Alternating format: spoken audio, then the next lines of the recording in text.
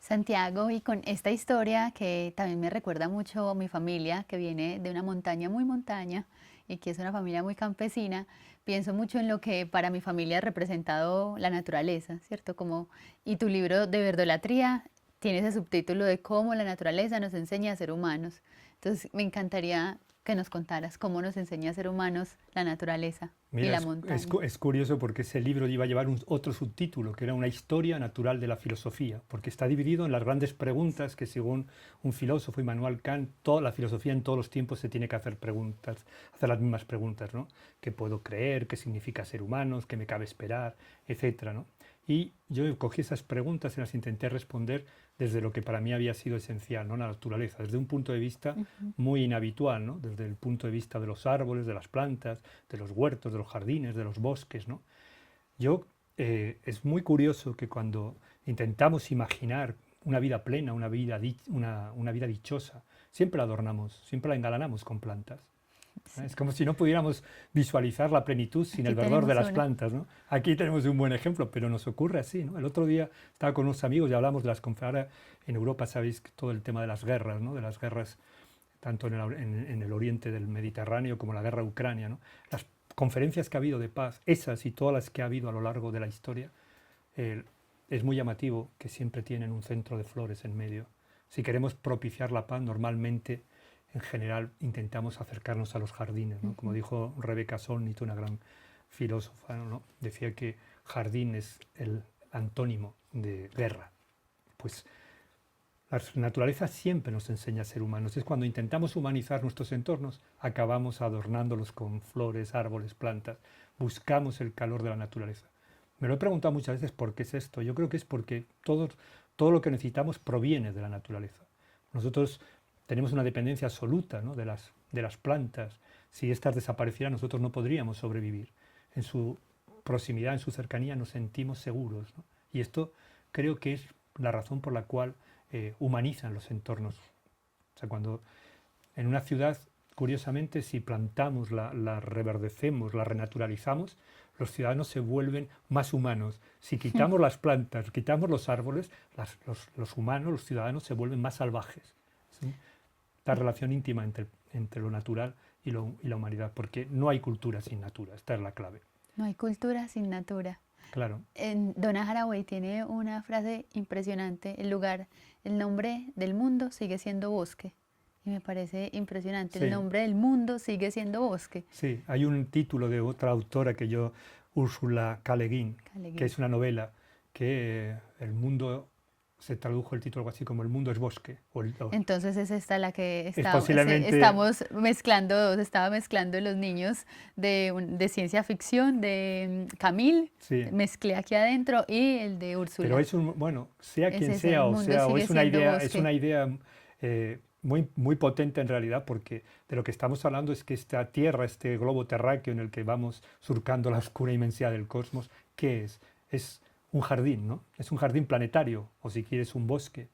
Bueno, muchas veces los jardines, sobre todo los jardines paisajistas, encierran bosques, ¿no? Pues viajamos todos por la oscuridad del cósmica, a través de los cielos, en un jardín montados, ¿no? Y esta visión es creo la que intentaba transmitir, pues, Úrsula, es Úrsula. Úrsula, sí. Sí, tengo Úrsula K. Le Guin. Caleguín, tengo lecturas mezcladas porque estamos siempre preguntándonos qué también dice estos mundos distópicos o cómo la Sí, ciencia ficción nos está mostrando qué pasaría si en la naturaleza esto ocurre, qué pasaría si una pandemia, pues nos pasó una pandemia, pero cuando esto ocurre, ¿qué le pasa al cuerpo, a las mujeres, a los hombres, a la naturaleza? Y me siempre vuelvo, pues volver sobre el bosque, sobre la claro. naturaleza, sobre las Sí, relaciones. estamos en realidad hablando, date cuenta, Estefanía, de cómo la naturaleza nos hace humanos. Ujú. Esto está implícito en todo esto que estamos hablando, ¿no? O sea, Úrsula K. Le Guin es una de las grandes maestras del género distópico, pero el primer libro de este ciclo es Jardinosofía, una historia filosófica de los jardines, en la cual en realidad es una historia de la utopía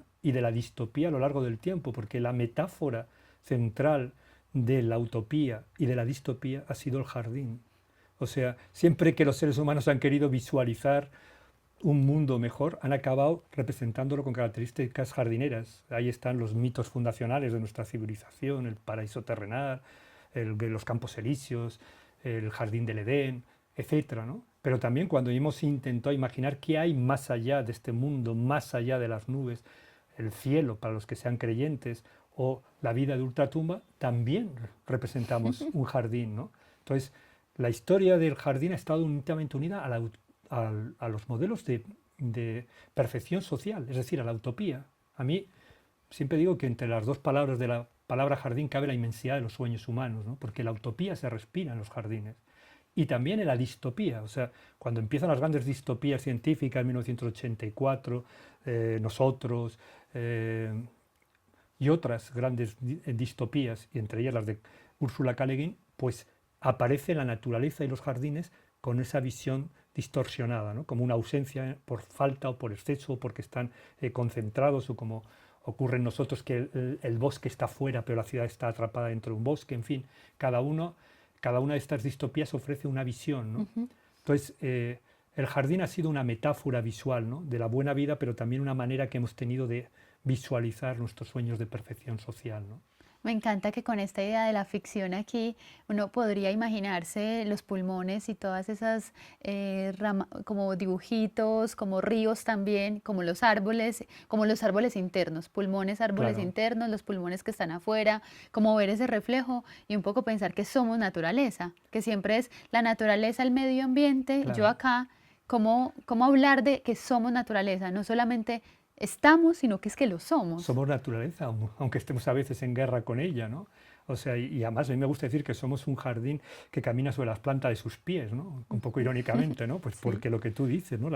Las huellas dactilares son como las anillas concéntricas de crecimiento de los árboles, los alveolos pulmonares recuerdan las ramificaciones, tenemos extremidades, nuestras piernas recuerdan los troncos, es decir, nosotros somos hijos de los árboles, tenemos una relación umbilical con los árboles. Hay un viejo chiste francés que me gusta mucho que dice, el mono viene del árbol y perdón, el hombre viene del mono y el mono viene del árbol.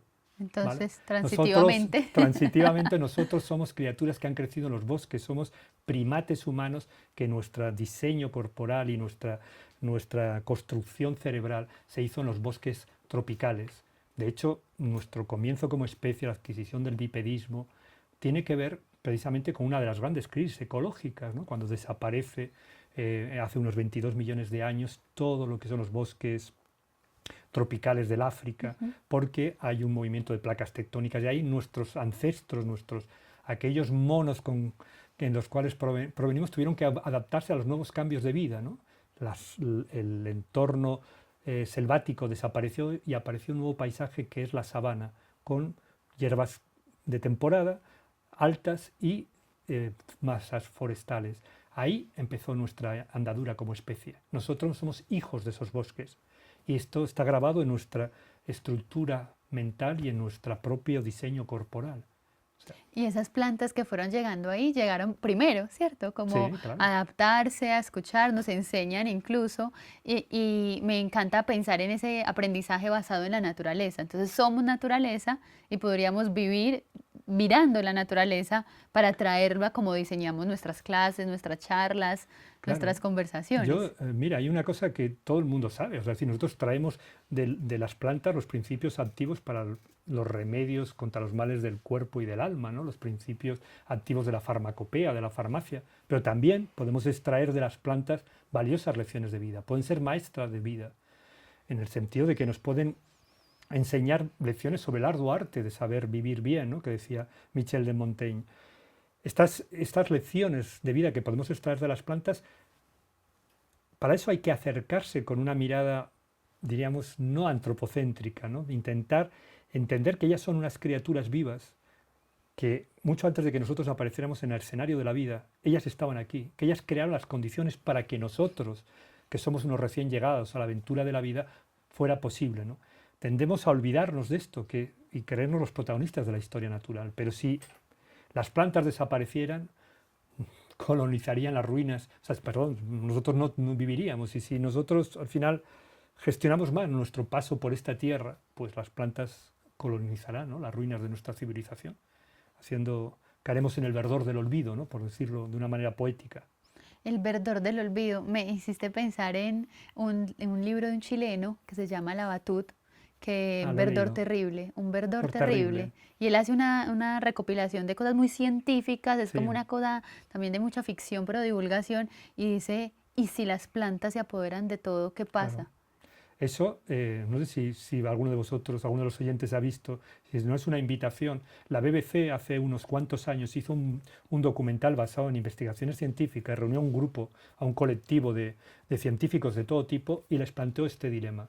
¿Qué pasaría si los seres humanos, por una pandemia, por un Ujú. virus, por un problema de cualquier tipo, desaparecerían? ¿Cuánto tiempo las huellas de su civilización perdurarían? El resultado es que en un siglo prácticamente las No queda nada. desaparecería, quedaría muy poco, quedaríamos enterrados por el verdor del olvido, desapareceríamos, seríamos colonizados por las plantas, nuestras grandes construcciones, nuestros edificios, nuestras carreteras. Es decir, tendemos a olvidar esto, ¿no? Hay tal arrogancia, tal prepotencia por parte de los humanos que nos consideramos los protagonistas esenciales de esta historia natural. Pero si nosotros somos en realidad unos recién llegados, gracias a que las plantas crearon las condiciones para que hicieran posible la vida, nosotros estamos aquí. Y si nosotros administramos mal, gestionamos mal o no sabemos conciliar el cuidado del jardín planetario que hablábamos, ¿no? Con las necesidades de nuestra civilización, pues el peligro es que nosotros colapsemos, ¿no? Que nuestra civilización vuelva a ser, bueno, a desaparecer bajo ese verdor del olvido, ¿no? Sí, que además es impresionante imaginarse el verde, ¿cierto? El verde Claro, que todo lo cubre. ¿Y cómo traemos esperanza? ¿Cómo pensar en los maestros, en esta biodiversidad cultural, no solamente biológica? ¿A qué nos pegamos, ¿cierto? Creo que todos necesitamos como pegarnos a algo para... yo creo que una cosa que es una tarea que los maestros en general lo hacen muy bien, pero que tienen que darse cuenta de la importancia. A veces las cosas elementales, tendemos a olvidarnos lo trascendental de las cosas elementales, ¿no? Que es el sentido del asombro. O sea, yo ahora te estaba oyendo y me recordaba, no sé, mi profesora de primer curso, de párvulos también, nos hacía plantar frijoles con algodones y ver A mí también. echar raíces y cómo las hojitas, después nos ponía con las hojas de morera a cultivar gusanos de seda que después se metamorfosearían en mariposas.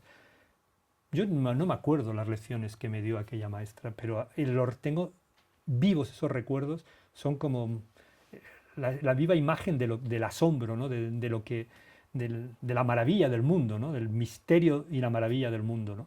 Esta capacidad de sembrar también, ¿no? En la conciencia de las criaturas, de los niños y de los adolescentes, este asombro, ¿no? Esta capacidad de maravillarnos, creo que es muy, muy, muy importante. Y para eso uno tiene que ser una persona que esté abierta al asombro del mundo, ¿no? Eh, Sabemos que hay muchos motivos para sentirse desmoralizado por la marcha del mundo, ¿no? No voy a insistir en ello, pero sentir fascinación por la naturaleza nos consuela, nos previene también de la arrogancia de sentirnos superiores, nos sirve de principio de realidad, nos devuelve una confianza en que no todo está perdido, ¿sabes?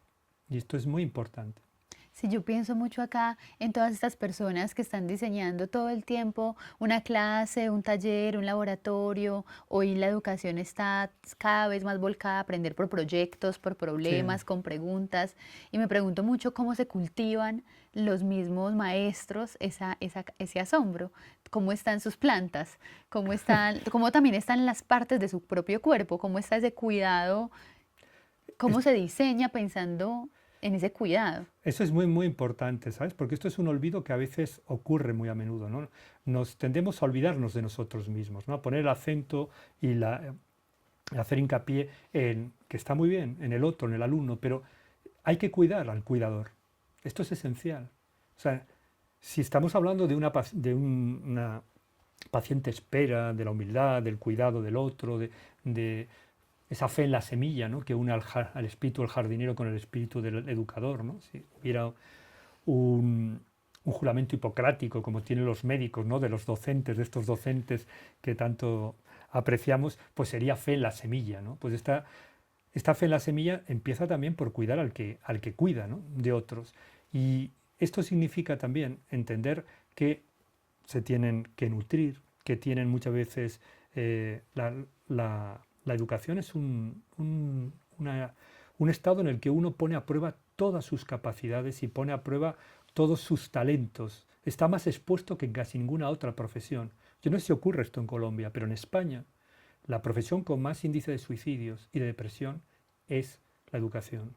Antes de la COVID, del confinamiento, estoy dando una lección de crudo realismo, ¿no? Ujú. Porque el optimismo para mí nace del realismo. O sea, ser optimista no es o sea, tener esperanza no es ser un falso optimista, un escapista, sino ver lo que de verdad nos puede dar confianza en que el cambio es posible, ¿no? En que otro mundo es posible, ¿no?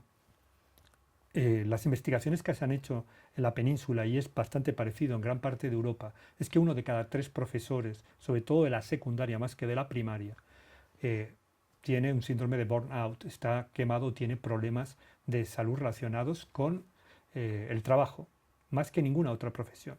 Y esto tiene que ver con que nos hemos olvidado de cuidar a esos cuidadores, ¿no? Hemos hecho mucho hincapié en que se trabaje de una manera o de otra, los hemos sobrecargado a veces de burocracia, a veces hemos responsabilizado sobre ellos muchas tareas que deberían ser colectivas, ¿no? Los educadores, mientras cada vez se valoraba menos su tarea social, por otro lado se les cargaba, por lo menos Todo. de todo, ¿no? De educación vivial, sexual, emocional, de todo tipo, ¿no? Entonces, esta sobrecarga, esta sobreresponsabilidad, esta tensión a la que están sometidos, muchas veces se paga en salud, en una crisis de salud mental, ¿no? Yo no creo que se atrevan ni a hacer ahora mismo un balance en la península, por lo menos, de cómo es la salud de los docentes. Pero me atrevería a decir que casi 1 de cada 2 tiene problemas. Y esto tiene que ver con un olvido. O sea, si queremos buenos educadores y cuidadores, tenemos que empezar por revalidar y reforzar y darse en valor a los que cuidan de nuestros retoños humanos, ¿no? O sea, esto es muy, muy, muy importante. Al final, como siempre suelo decir, ¿no? O sea, el futuro de los países se gesta en las aulas, ¿no? Se gesta en los centros educativos, ¿no? Y esos los artífices de la prosperidad material y espiritual de los estados son sus educadores. O sea, al final, el prestigio del que gozan estas figuras en un país dice mucho de su confianza en el Ujú. porvenir del país, ¿no? Y de la fortaleza de su fe democrática. Entonces, no basta con brindis al sol, con decir buenas palabras a los educadores, sino que también hay que poner de relieve la importancia de su papel, hay que crear las condiciones para cuidarlos, hay que seleccionar bien a las personas, que no todo el mundo sirve para esta profesión tan delicada. El oficio de cultivar personas es uno de los oficios más importantes, ¿no? Cuando eh, a mí me gusta pensar, ¿no? Que si un día deja de ser una acepción del verbo cultivar, enseñar, pues aquel día la educación se habrá convertido en una profesión sin más, otra profesión más. Por eso tanto importancia en volver a lo jardinero, al cultivo, a la curiosidad como un humus fertilizante, todo este discurso que estamos teniendo, ¿no? Es muy, muy importante utilizar las metáforas adecuadas para impulsar el cambio que queremos, ¿no?